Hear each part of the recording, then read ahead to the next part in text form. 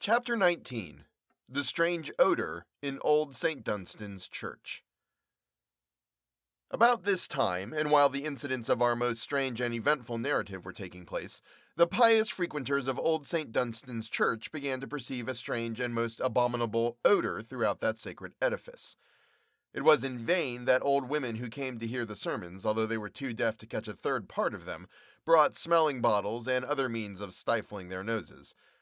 Still, that dreadful charnel house sort of smell would make itself most painfully and most disagreeably apparent, and the Reverend Joseph Stillingport, who was the regular preacher, smelt it in the pulpit, and had been seen to sneeze in the midst of a most pious discourse indeed, and to hold to his pious mouth a handkerchief, in which was some strong and pungent essence, for the purpose of trying to overcome the horrible effluvia. The organ blower and the organ player were both nearly stifled, for the horrible odor seemed to ascend to the upper part of the church, although those who sat in what may be called the pit by no means escaped it. The churchwardens looked at each other in their pews with contorted countenances, and were almost afraid to breathe, and the only person who did not complain bitterly of the dreadful odor in St. Dunstan's Church was an old woman who had been a pew opener for many years. But then she had lost the faculties of her nose, which perhaps accounted satisfactorily for that circumstance. At length, however, the nuisance became so intolerable that the beadle, whose duty it was in the morning to open the church doors, used to come up to them with the massive key in one hand and a cloth soaked in vinegar in the other, just as the people used to do in the time of the great plague of London, and when he had opened the doors he used to run over to the other side of the way. "Oh, Mr. Blunt," he used to say to the bookseller who lived opposite.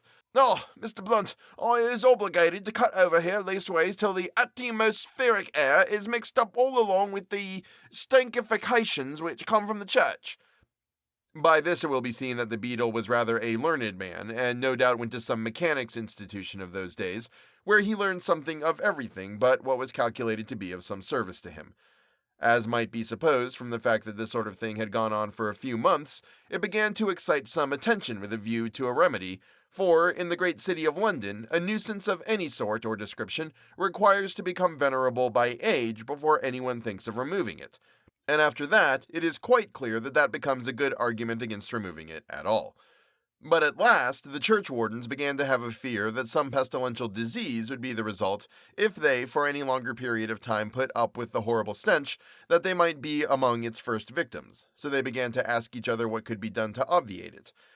Probably, if this frightful stench, being suggestive as it was of all sorts of horrors, had been graciously pleased to confine itself to some poor locality, nothing would have been heard of it. But when it became actually offensive to a gentleman in a metropolitan pulpit, and when it began to make itself perceptible to the sleepy faculties of the churchwardens of St. Dunstan's Church, Fleet Street, so as to prevent them even from dozing through the afternoon sermon, it became a very serious matter indeed.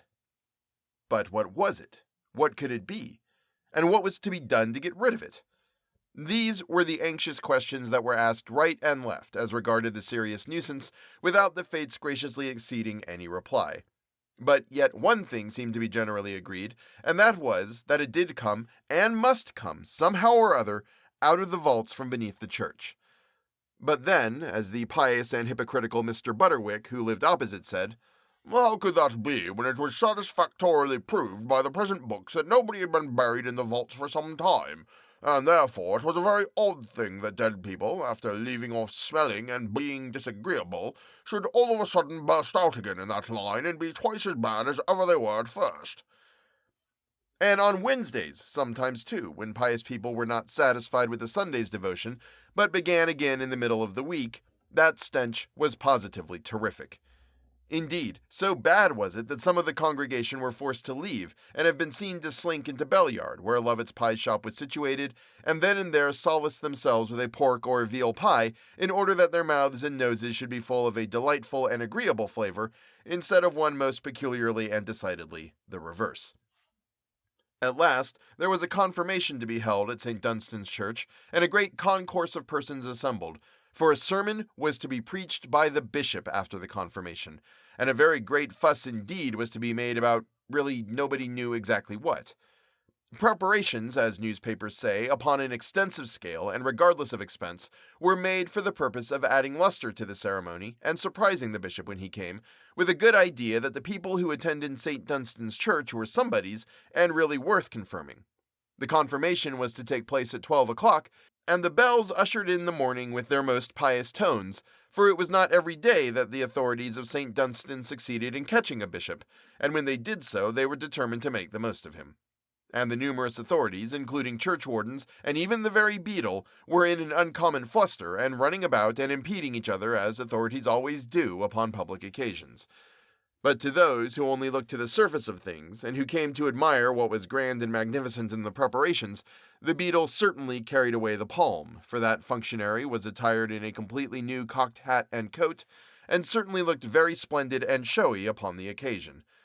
Moreover, that beadle had been well and judiciously selected, and the parish authorities made no secret of it when there was an election for beadle, that they all threw their influence into the scale of that candidate who happened to be the biggest, and consequently who was calculated to wear the official costume with an air that no smaller man could have possibly aspired to on any account. At 11:30 o'clock, the bishop made his gracious appearance, and was duly ushered into the vestry, where there was a comfortable fire, and on the table in which likewise were certain cold chickens and bottles of rare wines. For confirming a number of people and preaching a sermon besides was considered no joke, and might, for all they knew, be provocative of a great appetite in the bishop. And with what a bland and courtly air the bishop smiled as he ascended the steps of St. Dunstan's church. How affable he was to the churchwardens, and he actually smiled upon a poor miserable charity boy who, his eyes glaring wide open and his muffin cap in his hand, was taking his first stare at a real, live bishop. To be sure, the beadle knocked him down directly the bishop had passed, for having the presumption to look at such a great personage, but then that was to be expected fully and completely, and only proved that the proverb, which permits a cat to look at a king, is not equally applicable to charity boys and bishops. When the bishop got to the vestry, some very complimentary words were uttered to him by the usual officiating clergyman, but somehow or other the bland smile had left the lips of the great personage, and interrupting the vicar in the midst of a fine, flowing speech, he said, "That's all very well, but what a terrible stink there is here." The churchwardens gave a groan, for they had flattered themselves that perhaps the bishop would not notice the dreadful smell, or that if he did, he would think it was accidental and say nothing about it. But now, when he really did mention it, they found all their hopes scattered to the winds, and that it was necessary to say something. "Is this horrible charnel house sort of smell always here?" "I am afraid it is," said one of the churchwardens. "Afraid?" said the bishop. "Surely you know.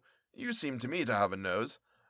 "Yes," said the churchwarden in great confusion, "I have that honor, and I have the pleasure of informing you, my lord bishop, I have the honor of informing you that, this smell is always here." The bishop sniffed several times, and then he said, "It is very dreadful, and I hope that by the next time I come to St. Dunstan's you will have the pleasure and the honor both of informing me that it has gone away." The churchwarden bowed and got into an extreme corner, saying to himself, "This is the bishop's last visit here, and I don't wonder at it, for, as if out of pure spite, the smell is 10 times worse than ever today." And so it was, for it seemed to come up through all the crevices of the flooring of the church with a power and perseverance that was positively dreadful. The people coughed and held their handkerchiefs to their noses, remarking to each other, "Isn't it dreadful? Did you ever know the smell in St. Dunstan so bad before?"